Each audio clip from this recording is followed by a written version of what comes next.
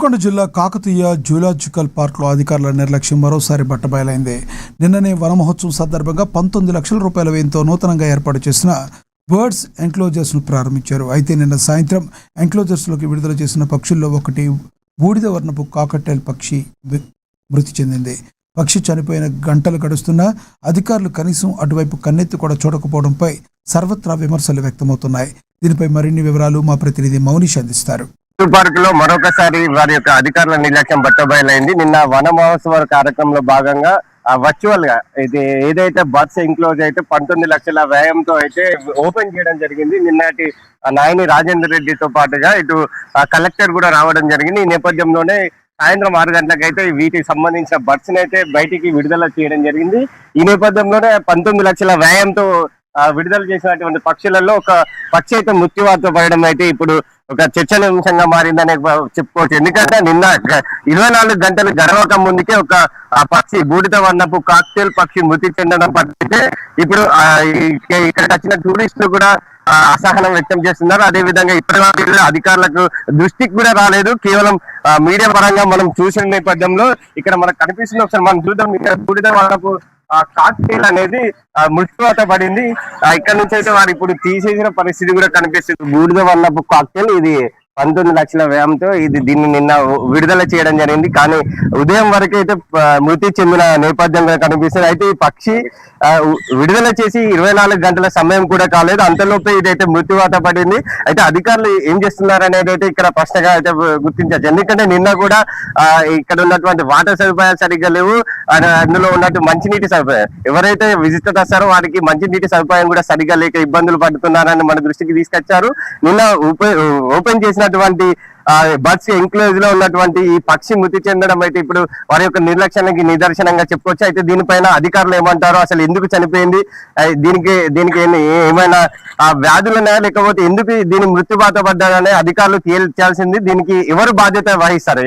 ఈ zoo park కి సంబంధించి ఎవరైతే ముఖ్యంగా దీన్ని డీల్ చేశారో, దీన్ని చూసుకుంటారో వారైతే దీనికి సమాధానం ఇవ్వాల్సిన అవసరం ఉంది. ఎందుకంటే 24 గంటలు గడవక ముందుకే ఒక పక్షి ఎన్నో లక్షలు ఖర్చు పెట్టి విడుదల చేసినటువంటి ఒక పక్షి అయితే చనిపోవడం అయితే ఇప్పుడు తీవ్ర కలంకలం రేపిందని అయితే బూడిద వర్ణపు కాక్టైల్ చనిపోవడం పట్ల అసలు ఎందుకు చనిపోయింది, అసలు ఏంటి అనేది ఒకసారి మనకు ఇక్కడ ఉన్నటువంటి డాక్టర్ ఉన్నారు మాట్లాడదాం. అసలు ఏంటి ఈ పక్షి విడుదలై 24 గంటల సమయం కాలేదు, మీ దృష్టికి వచ్చింది అసలు చనిపోవడం అనేది?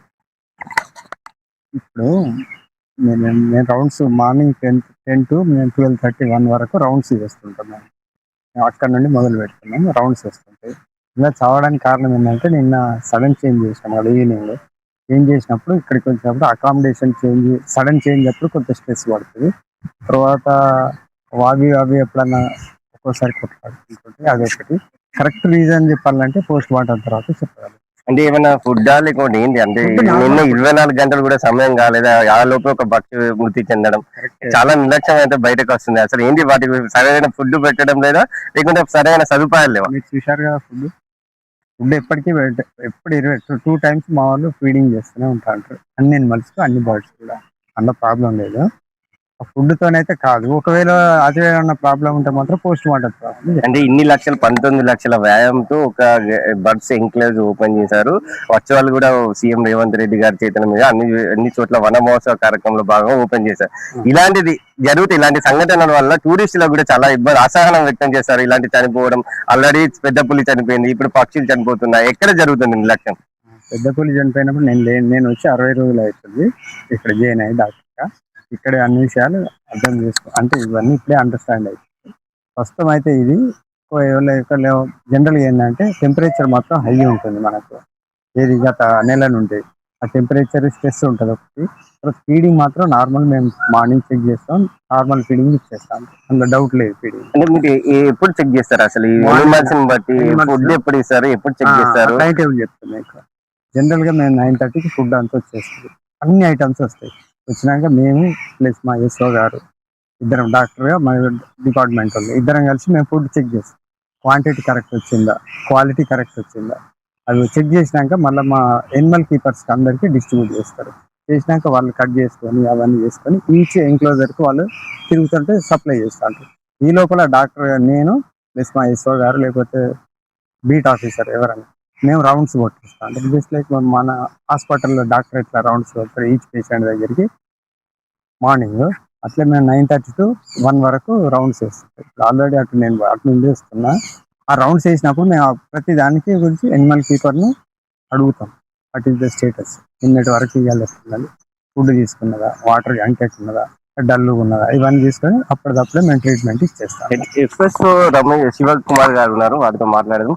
సార్ చెప్పండి, అసలు మీ దృష్టికి ఇంతవరకు కాక్టైల్ అనే ఒక పక్షి చనిపోయినట్టు కూడా మీకు ఇంతవరకు తెలియదు. అసలు ఏం 11:30 టైం అవుతుంది, మీకు ఇంతవరకు ఒక పక్షి చనిపోయినట్టు జూ పార్క్ లో ఇన్ఫర్మేషన్ లేదు మేము చెప్పే వరకు. అసలు ఏం జరుగుతుంది? ఇక్కడ వచ్చేసి మేము 9 వరకు వచ్చేసి ఫీడ్ కలెక్షన్ తీసుకొని ఫీడ్ డిస్ట్రిబ్యూషన్ చేసి వేరే ఎన్క్లోజర్లు తిరిగేసరికి ఈ టైం అయింది.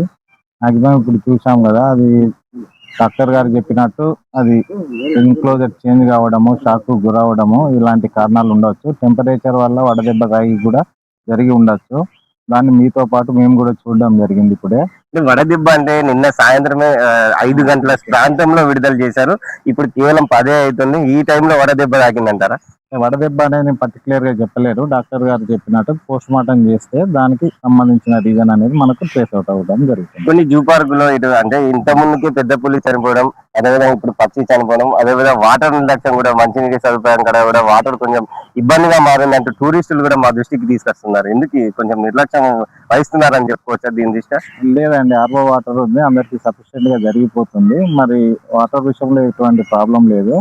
ఎనిమల్ విషయంలో కూడా ఎట్లాంటి ఇలా ఎప్పటి వరకు జరగలేదు. ఆ పెద్ద పులి అనేది ఏజ్ ఫ్యాక్టర్ లో చనిపోవడం జరిగింది, అది పోస్ట్ మార్టం లో రుజువు అయిపోయింది.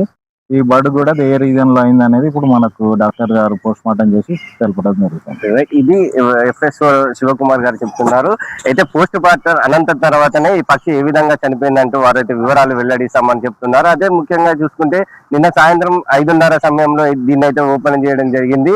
ఇప్పటికే 10 గంటల లోపే ఈ పక్షి చనిపోవడం, అంటే ముఖ్యంగా అయితే వడదెబ్బ అనేది రీజన్ అనేది చెప్తున్నారు. కానీ అది ఎంతవరకు నిజమో అనేది పోస్ట్ మార్టం తర్వాత అయితే వాళ్ళు చెప్పడం జరుగుతుందనే వారు చెప్తున్నారు. అదే విధంగా నిన్న సాయంత్రం అయినటువంటి వన మహోత్సవ కార్యక్రమంలో భాగంగానే దీన్ని అయితే ఓపెన్ చేయడం జరిగింది. ఇందులోనే పక్షి మృతి చెందడం పట్ల అయితే ఇప్పుడు ఈ వన విజ్ఞాన కేంద్రానికి సంబంధించి ఎవరు బాధ్యతలు తీసుకుంటారు, దీనిపైన ఎవరు ఏ అధికారి దీనిపైన స్పష్టమైన మనకు వివరణ ఇస్తారనేది వేచి చూడాల్సిన అవసరం ఉంది, ఆవిష్కారం ఎంతైనా ఉంది. కెమెరా పర్సన్ రమేష్ తో మౌని, CNN న్యూస్ వరంగల్.